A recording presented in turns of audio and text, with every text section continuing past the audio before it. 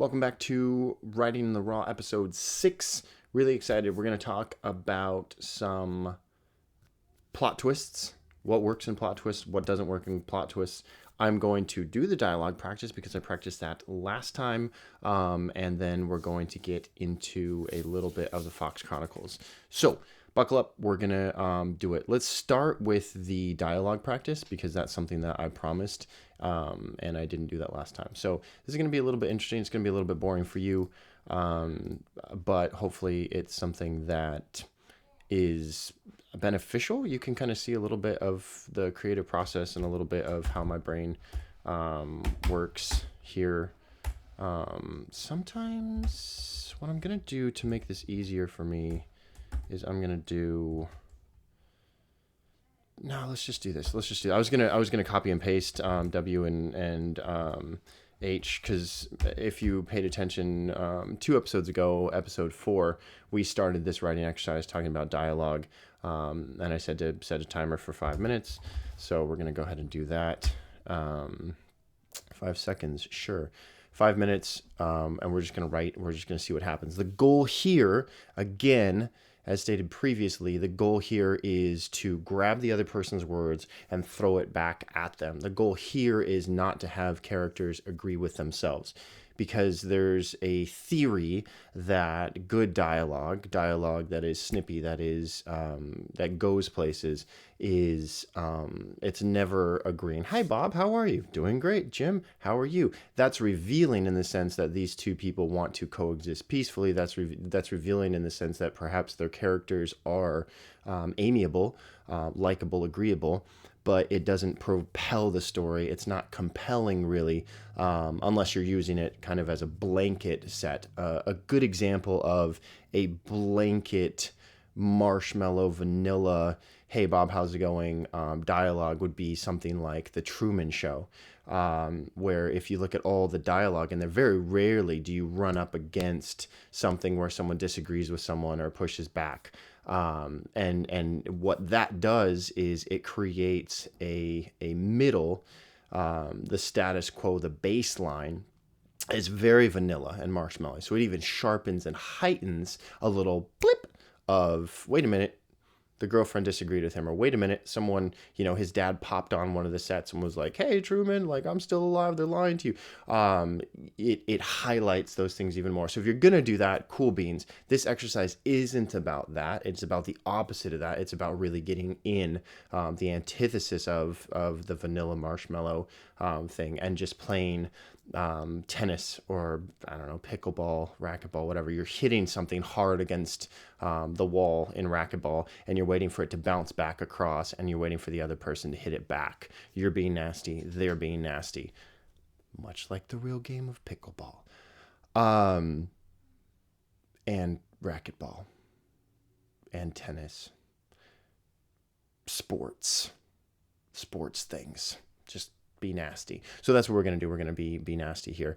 I'm not going to talk a lot for the next 5 minutes. So I'm just going to type for this. So if I were in the editing mood, I'd put music on over this, but I don't want to edit these videos. I just want to write. I just want to do it. We're just going to go with it. So here we go. 3, 2, 1, go. I will start by reading this. Okay. Duration second. Did that start? Wait, hold on. Cancel. 5 minutes. Start. Where do I see the timer? All right. I'm just going to assume that it worked. Sure. Wait, hold on. Can you tell how many times I've done this? 5 seconds. Let's start this and see what happens. Start. 5, 4, 3, 2, 1. Did this work? This is troubleshooting on the fly. Fine. All right, fine. It's 3:38 p.m. I will stop in 5 minutes. All right. Here we go. At 43. Where were you? Why would you even ask that? You know where I was. I used to. You used to do a lot of things you don't anymore. You didn't answer my question. Didn't I? No. Well, I don't.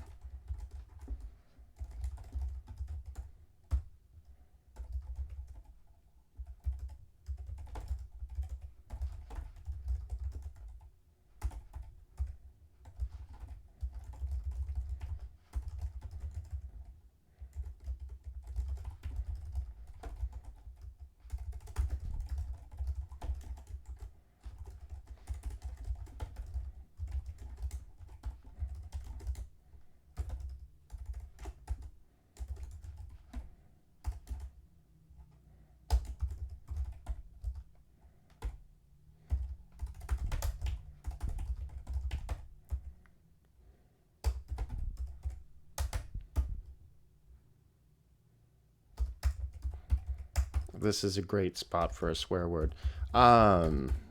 If I did. Um,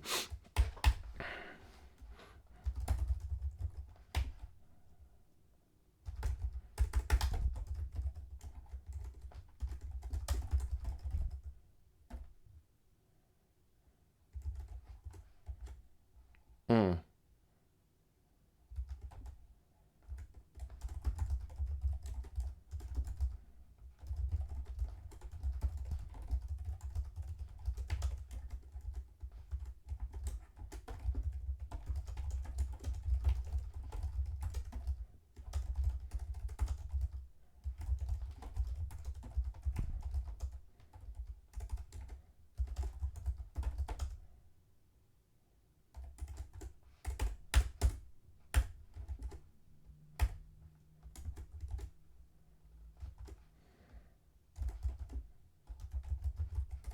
mm.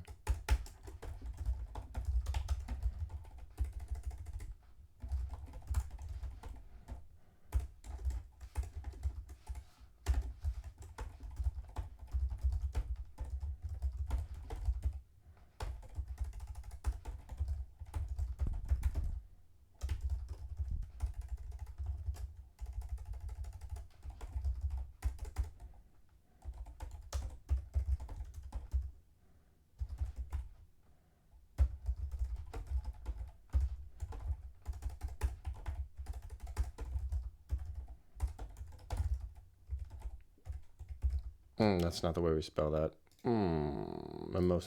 Mimosas. I didn't know that.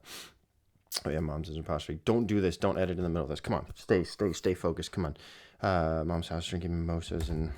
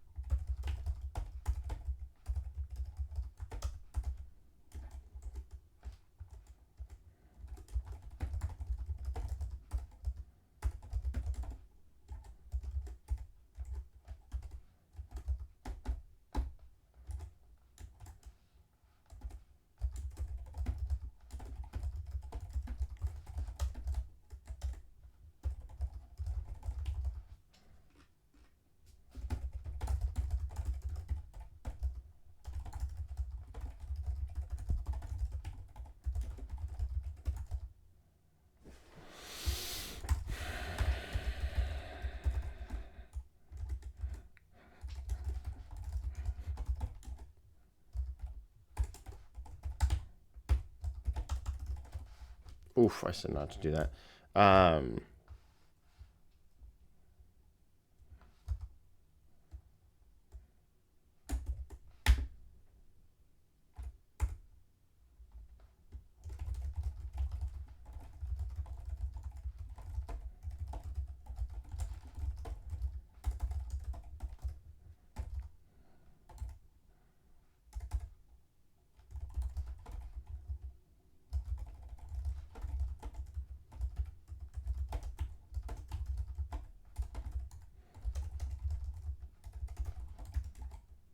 okay, 5 minutes done. This is what we got.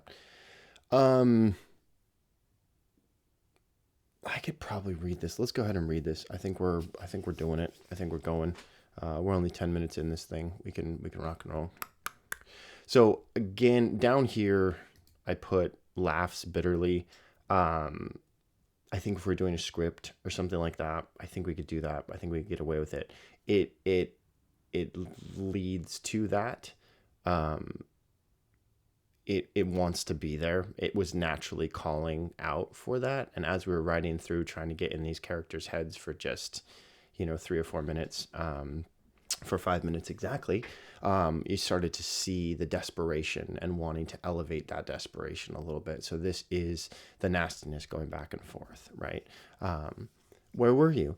Why would you even ask that? You know where I was. I used to do a lot of things you don't anymore.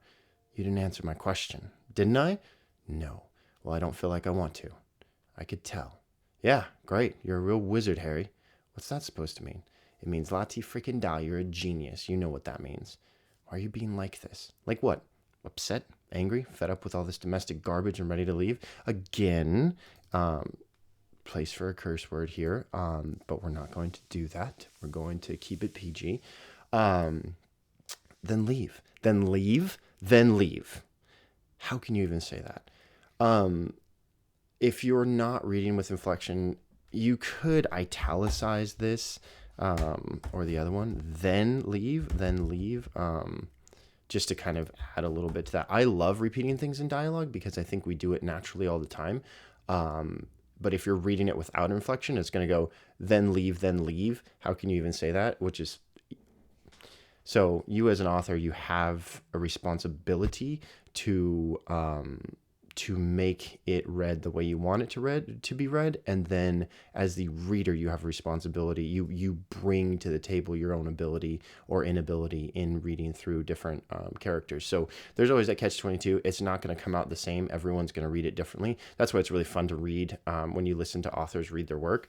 Super, super cool because they have these nuances and these things that they bring to the table. So just know if that's a frustration of yours or a fear of yours that someone's going to read it and just read it like, then leave, how can you say that? Then leave, how can you say that?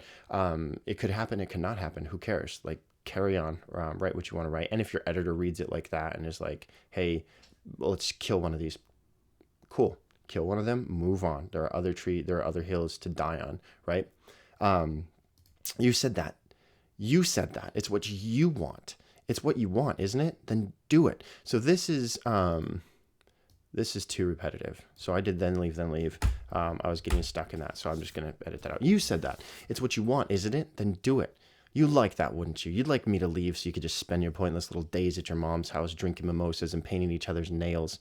Right. That's what I do every day. Who's the wizard now? I'm not wrong, am I? So there's space here for her to say something, but I'm going to use the negative space of just letting him hang himself by his own rope, right? Because that's sometimes the way it goes with arguments where you're the one getting angry or someone's the one getting angry and they just keep da-da-da-da-da-da-da-da-da-da. So that's what's going to happen here. Tell me I'm wrong. Say it. Tell me all the amazing and wonderful things you've been doing while I've been dying at work every day. Dying at work? That's what you're doing in your office, on your golf trips, when you're filling your hotel bed with other women? That's dying? So now we have a little bit of exposition in the dialogue. We're kind of figuring out what's the rotten core here, what she's upset about. And we still haven't quite figured out what he's upset about. Maybe it's that he feels like it's unfair that he's working and she's not. This is a very standard, I would say, classic Americana, what you would think of like a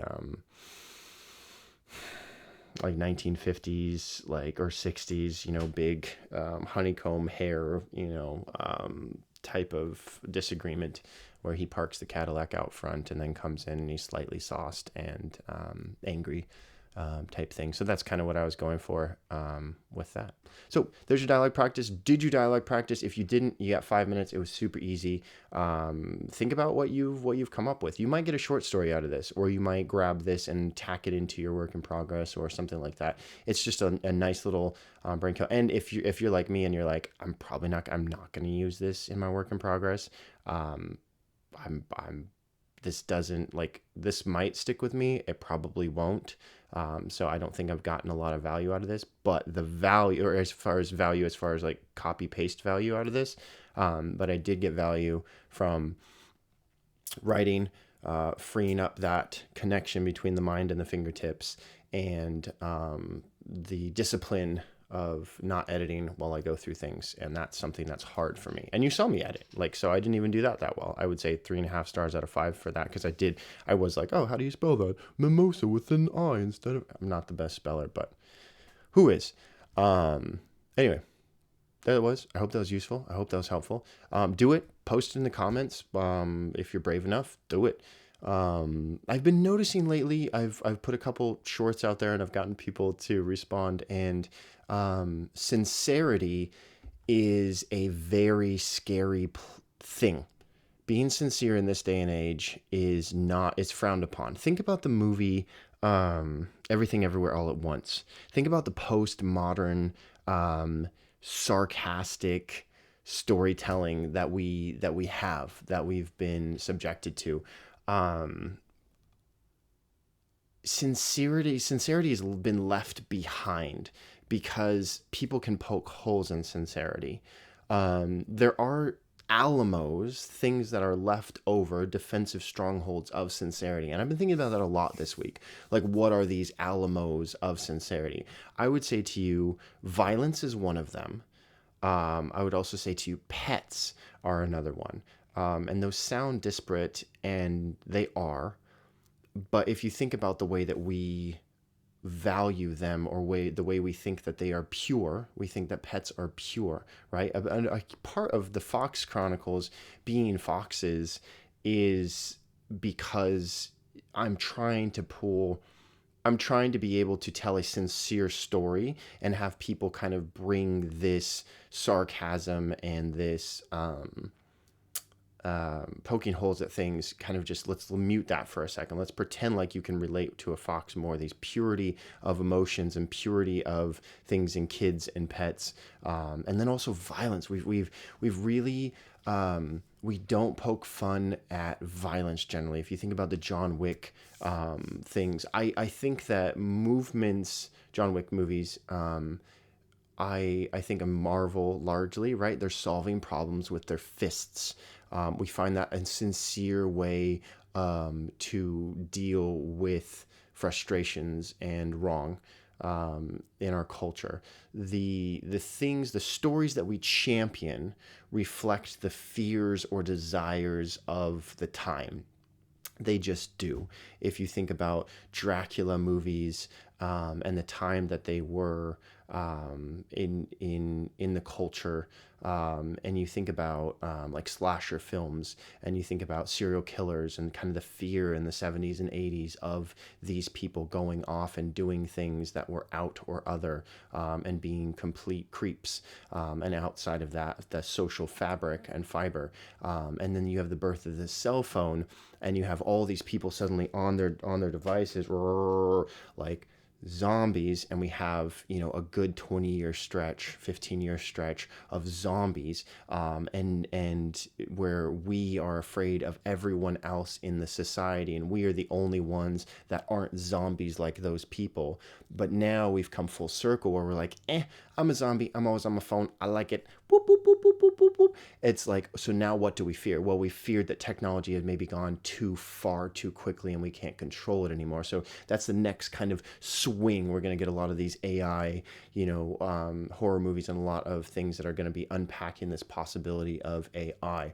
I want to circumvent all of that. I want to keep it simple, but I also want to hit on sincerity. And sincerity is, you can't be sarcastic and celebrate at the same time.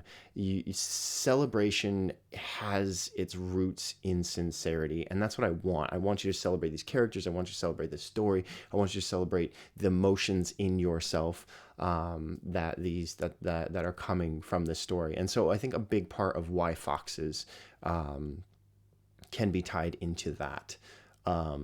But again, I recognize the patterns of these stories. Like, should I be writing a story about AI, about these different things, about a robot or whatever? Probably, if I were really concerned about making lots of money in this. So I'll just put that out there to you. Maybe you're the author or the storyteller that's going to do that. We're very interested in that question. If technology has gone too far beyond us, that we can no longer control it. Let's talk about twists and what makes a plot twist, because I've been thinking about this a lot. All right, what makes a satisfying plot twist right here? It was there the whole time. If you go back, you can look for it. If you go back and look for it, you can see it. So let's start there. I have examples. So let's talk about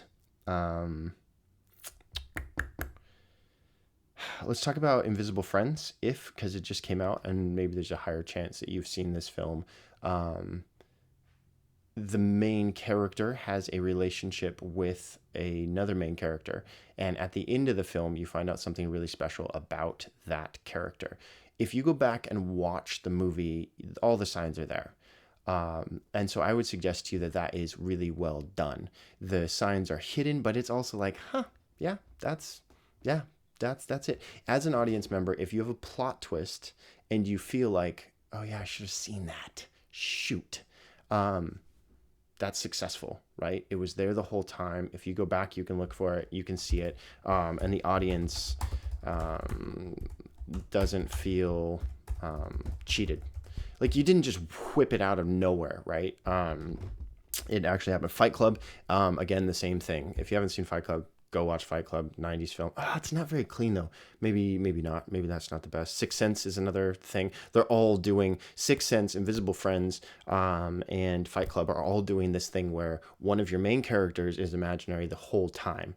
And it's pretty tropey. It's pretty common, but it's fun. Like it's fun if you do it right. It's fun. If you do it wrong, a plot twist wrong. Let's see what I wrote. If you do it wrong, it comes out of nowhere. It doesn't jive with the main motivations, and it's not satisfying. Right? It's just not satisfying. Let's think about one of them